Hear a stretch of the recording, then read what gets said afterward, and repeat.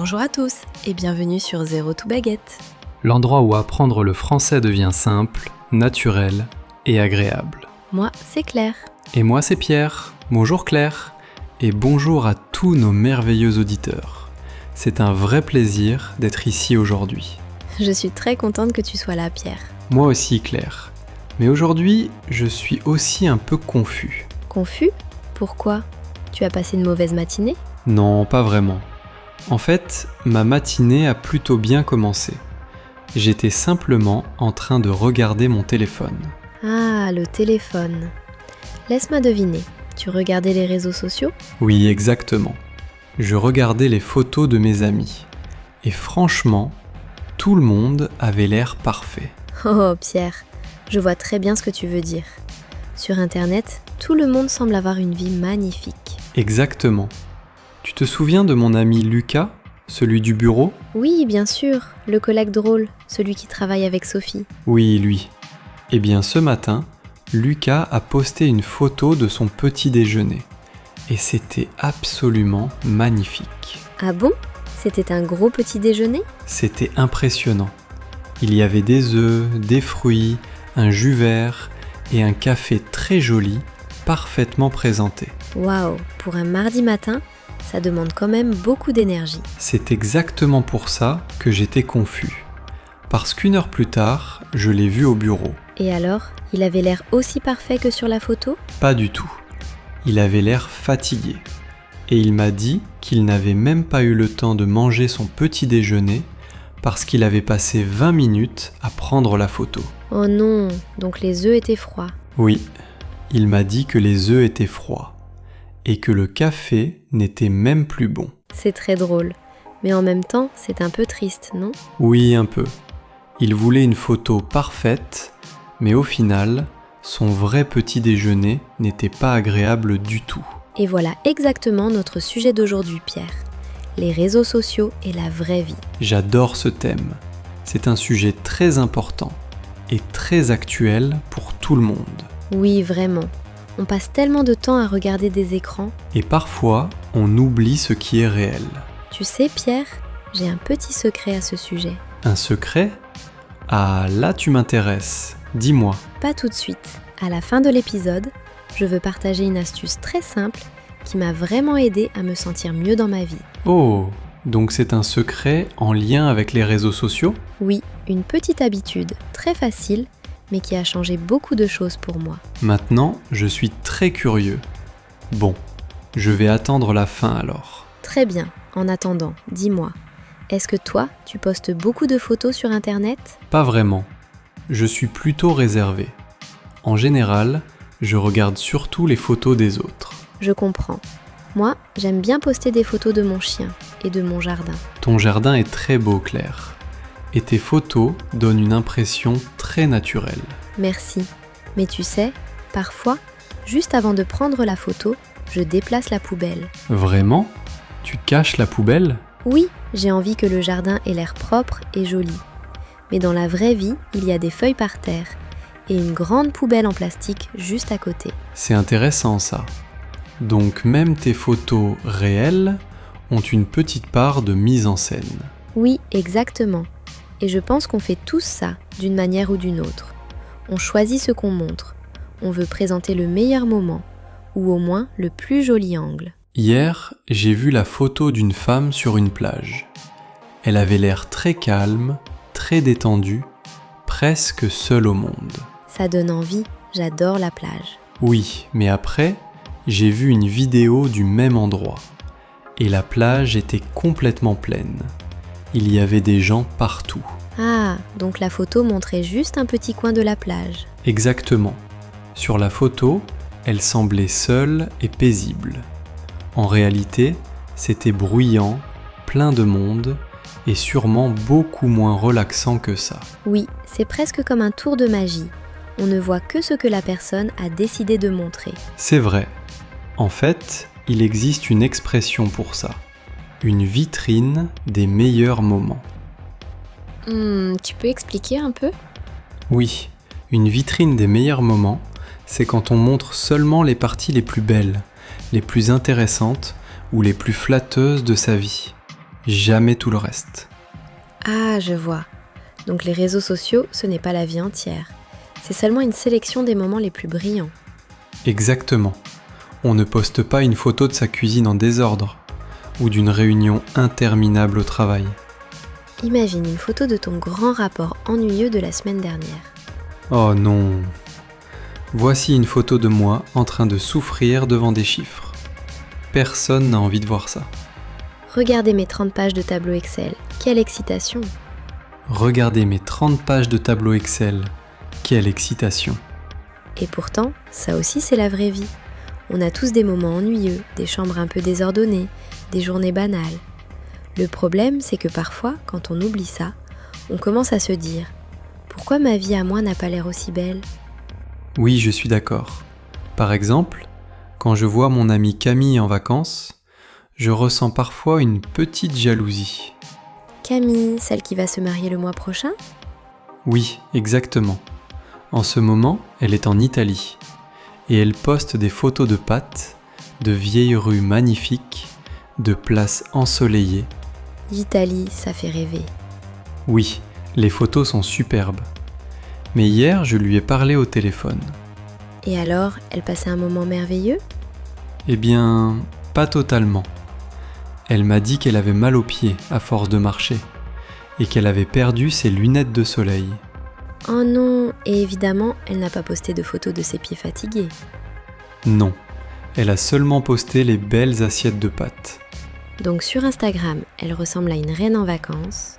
Mais dans la vraie vie, c'est une touriste fatiguée, un peu perdue, sans lunettes de soleil. Exactement. Et c'est vraiment important de s'en souvenir quand on fait défiler les images sur son téléphone. Oui, on fait défiler, et parfois pendant des heures. Moi aussi j'ai cette habitude, surtout le soir avant de dormir. Pareil, mes yeux sont fatigués, mais j'ai du mal à m'arrêter. Pourquoi tu crois qu'on fait ça? Je pense qu'on cherche quelque chose d'excitant. On a l'impression qu'il se passe toujours quelque chose d'intéressant quelque part. Alors qu'en réalité, la plupart du temps, ce sont juste encore des photos de chats, de café ou de coucher de soleil. C'est vrai, mais j'aime bien les photos de chats. Moi aussi. Le problème, c'est surtout quand on regarde l'heure et qu'on réalise qu'une heure entière a disparu. Oui, on croit que ça fait 5 minutes, et en réalité, ça fait 60. Et c'est du temps qu'on pourrait utiliser autrement, pour lire, parler à quelqu'un, sortir un peu. Ou dormir. Et moi, j'ai vraiment besoin de plus de sommeil. On en a tous besoin. D'ailleurs, si vous aimez cette conversation sur les réseaux sociaux, n'oubliez pas de liker la vidéo. Oui, et abonnez-vous à Zéro to Baguette. On est très heureux de vous avoir avec nous. Et partagez cet épisode avec un ami. Peut-être un ami qui passe un peu trop de temps sur son téléphone. Très bonne idée. Et aujourd'hui, on a aussi un petit défi pour vous. Oui, si vous écoutez encore maintenant, écrivez « vraie vie » dans les commentaires. Juste ça, vraie vie. Oui, comme un petit rappel. Ça nous montrera que vous écoutez et que vous aussi, vous avez envie de rester présent dans le monde réel. J'aime beaucoup ça. Vraie vie. C'est simple, mais fort. Bon Pierre, parlons maintenant de quelque chose d'important. Le FOMO. Ah oui, le fameux FOMO. Tu peux expliquer? Bien sûr. FOMO, c'est l'abréviation de Fear of Missing Out. En gros, la peur de rater quelque chose. Oui, cette sensation qu'on a quand on voit ses amis à une fête, alors qu'on est chez soi, en pyjama. Oh oui, je déteste cette sensation. On a l'impression que tout le monde s'amuse sans nous. Ça t'est arrivé récemment? Oui, samedi dernier par exemple. J'ai vu une photo de Lucas et Sophie dans un nouveau restaurant. Le restaurant italien? Non, cette fois c'était un nouveau restaurant japonais. Ils avaient l'air tellement heureux sur la photo. Et toi, qu'est-ce que tu as ressenti à ce moment-là? Je me suis senti un peu seul. J'étais sur mon canapé, en train de manger un sandwich. Mais Pierre, tu aimes ton canapé? Tu me dis tout le temps que tu adores les samedis soirs calmes, à la maison. Oui, c'est vrai. J'aime mon canapé. J'aime mon sandwich. J'aime le calme.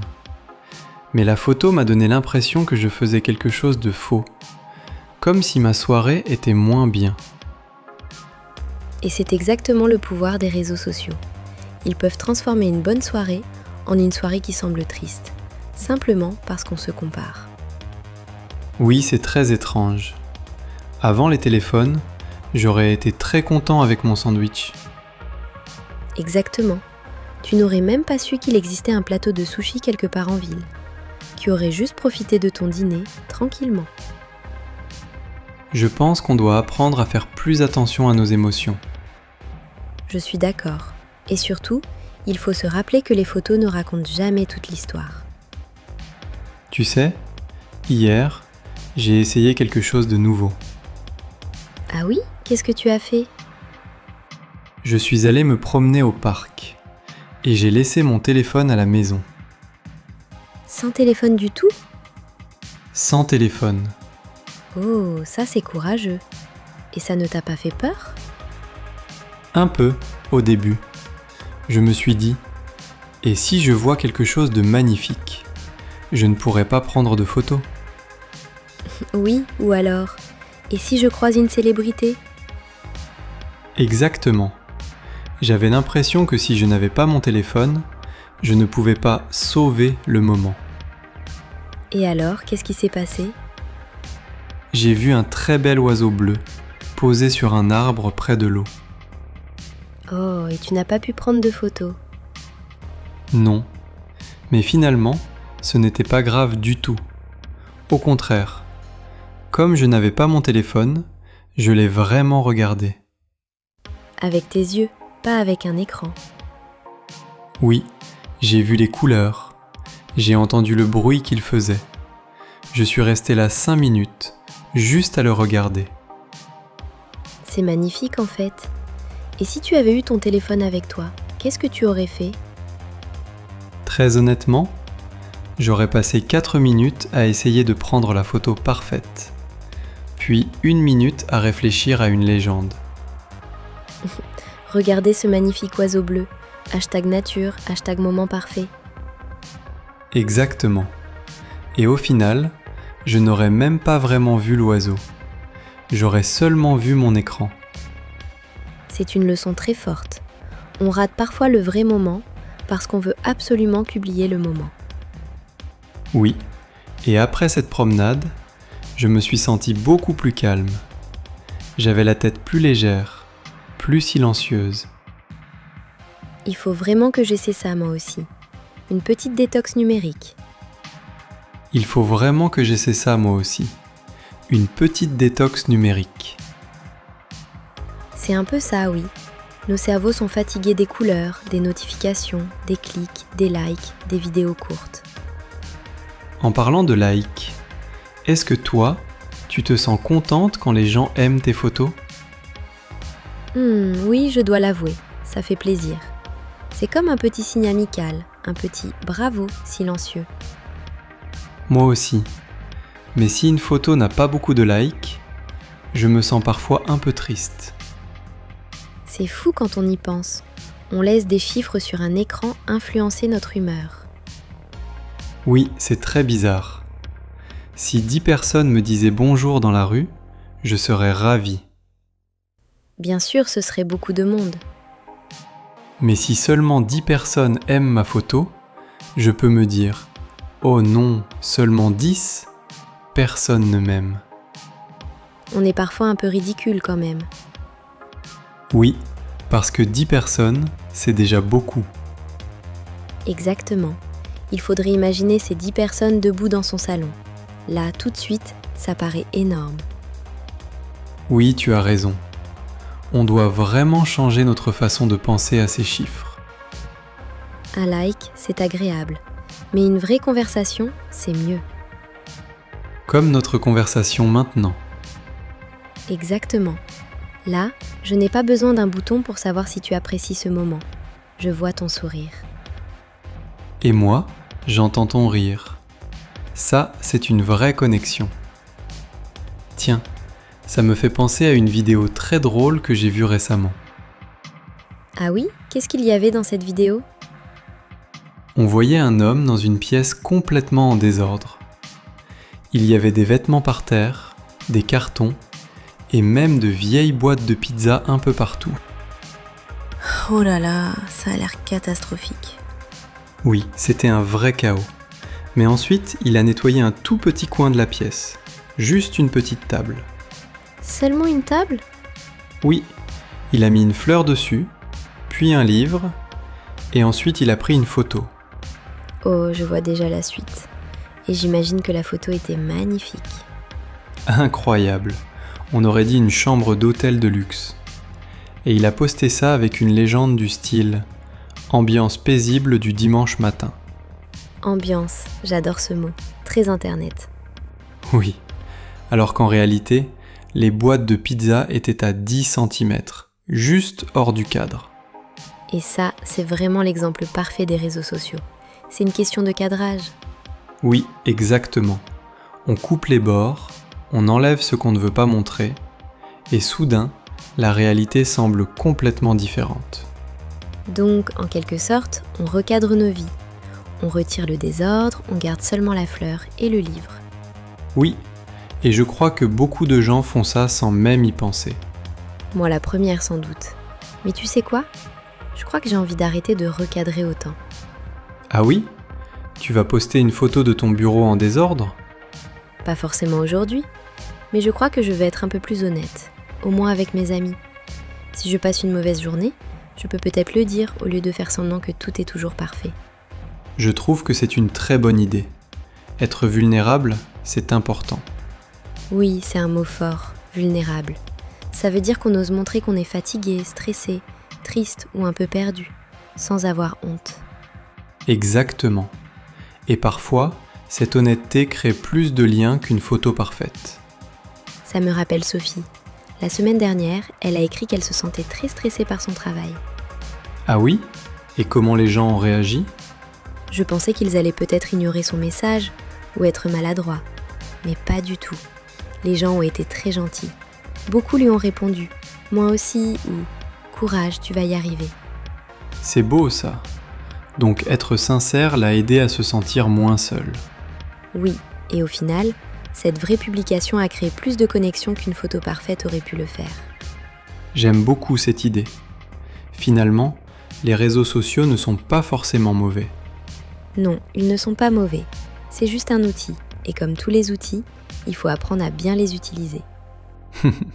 Comme un marteau. Oui, exactement. On peut construire une maison ou se taper sur le doigt. Moi, je préfère construire une maison. Moi aussi. Une maison faite de vraies relations. C'est très poétique, Pierre. Merci. Aujourd'hui, je suis inspiré. Moi aussi, je dois dire. Et honnêtement, après cette discussion, j'ai presque envie de mettre mon téléphone dans un tiroir jusqu'à ce soir. Très bonne idée. Mais attends, avant ça, il faut que tu partages ton secret. Ah oui, c'est vrai, j'ai promis une petite astuce. Et moi, je suis prêt. J'ai même mon carnet imaginaire devant moi. Parfait, alors voilà mon conseil très simple. Désactive les notifications. Toutes? Oui, surtout celles des réseaux sociaux. Plus de petits sons, plus de vibrations, plus de messages qui apparaissent toutes les 5 minutes. Mais comment je saurai si quelqu'un aime ma photo? Justement, c'est ça l'idée. Tu regarderas ton téléphone quand toi tu le décideras, pas quand le téléphone t'appellera. Ah, donc c'est moi le chef, pas le téléphone. Exactement. Quand le téléphone fait « ding », c'est presque comme une petite cloche. Et nous, on accourt tout de suite. C'est vrai. J'entends le son et j'arrête tout. Je peux même arrêter une phrase au milieu. Oui, alors que s'il n'y a pas de son, tu restes dans la vraie vie. Tu finis ton café, tu continues ta promenade, tu termines ta conversation. C'est vraiment simple, mais très puissant. Pour moi, ça a tout changé. Maintenant, je regarde les réseaux sociaux seulement 2 fois par jour. Une fois le matin et une fois le soir. Seulement 2 fois? Claire, je suis impressionné. C'est courageux. Les 3 premiers jours ont été un peu difficiles, je ne vais pas mentir. J'avais envie de vérifier mon téléphone tout le temps. Mais ensuite, j'ai commencé à me sentir beaucoup plus calme. Et tu n'as plus cette impression de rater quelque chose ? Non, beaucoup moins. En fait, je me suis rendu compte que je ne ratais pas grand-chose. Et surtout, j'ai retrouvé de la place dans ma tête. Je vais essayer moi aussi, dès aujourd'hui. Je vais couper mes notifications. Bravo, ton cerveau va te remercier. Et j'aurai plus de temps pour parler avec toi. Ça, c'est clairement le meilleur avantage. Claire, franchement, c'était une super conversation. J'ai l'impression d'avoir appris beaucoup de choses aujourd'hui. Moi aussi. Et surtout, ça me rappelle que la vraie vie est quand même très belle, même quand elle n'est pas parfaite. Oui, même avec les chambres en désordre, Et les œufs froids. surtout les œufs froids. Bon, à tous ceux qui nous écoutent, on espère vraiment que cet épisode sur les réseaux sociaux et la vraie vie vous a plu. Oui, et on espère aussi qu'il vous aidera à vous sentir un peu plus présent aujourd'hui, un peu plus connecté au réel. Avant de partir, n'oubliez pas de vous abonner à Zero to Baguette. Et mettez un like à cette vidéo si vous aussi vous pensez que la vraie vie vaut mieux qu'un écran. Et souvenez-vous du petit mot du jour.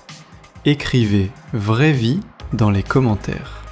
Oui, comme ça on saura que vous faites partie de notre petite communauté et qu'ensemble, on essaie de vivre un peu plus dans le présent. On adore lire vos histoires, vos messages, vos commentaires. Oui, vraiment, ça illumine nos journées. C'est même, je crois, notre moment préféré sur Internet chaque semaine. Merci beaucoup de nous avoir écoutés aujourd'hui, vous êtes formidables. Oui, merci à tous. Et aujourd'hui, sortez un peu si vous pouvez. Regardez le monde autour de vous. Oui, regardez un oiseau. Et surtout, regardez-le avec vos yeux. Et surtout, regardez-le avec vos yeux. À très bientôt tout le monde. À bientôt sur Zero to Baguette. Salut! Bisous.